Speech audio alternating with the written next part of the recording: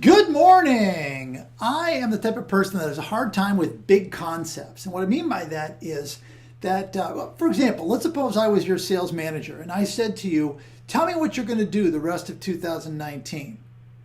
You might look at that and say, well, what do you mean? I mean, there's the rest of April, May, June, July, August, September, October, November, December. That's a lot of time.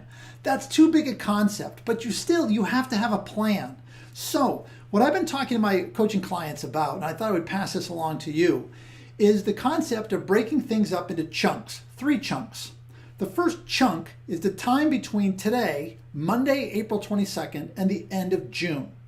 That's 10 weeks, okay? I'll get back to that. The second chunk of time is July and August. The third chunk of time is September, October, November, December. There's your 3 chunks. Now, what if you had a plan for each one of those, okay? Hear me out. The first plan, think to yourself, okay, so this is my last chance before summer. I really need to put my foot to the floor and I need to shake up my snow globe and make as many calls as I can. So I'm going to establish a daily sales activity goal and I'm going to work my tail off to make sure that I reach it. So you come up with something for these next 10 weeks. That's chunk 1. Excuse me. Chunk 2 is July and August. So July and August are kind of a wild card. You know, it might be slow. People might be on vacation. You might be on vacation. Still, you might want to take some time off too. That's great. Maybe you want to throttle back a bit. That's fine. If you've earned it. If you have earned it by working hard now.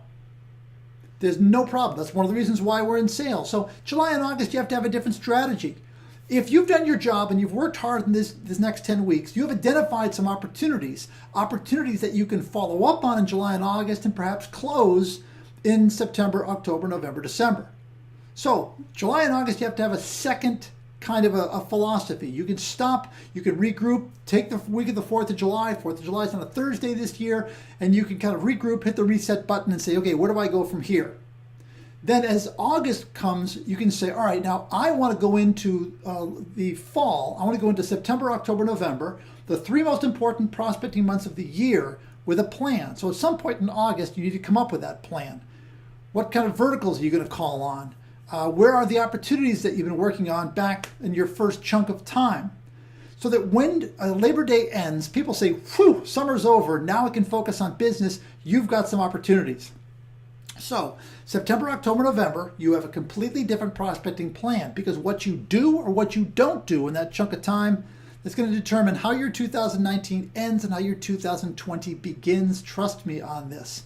There's 3 chunks of time. You need 3 separate plans. I need a drink of water. Excuse me. You need plans. Have a great selling week, everybody, and we'll talk to you next week.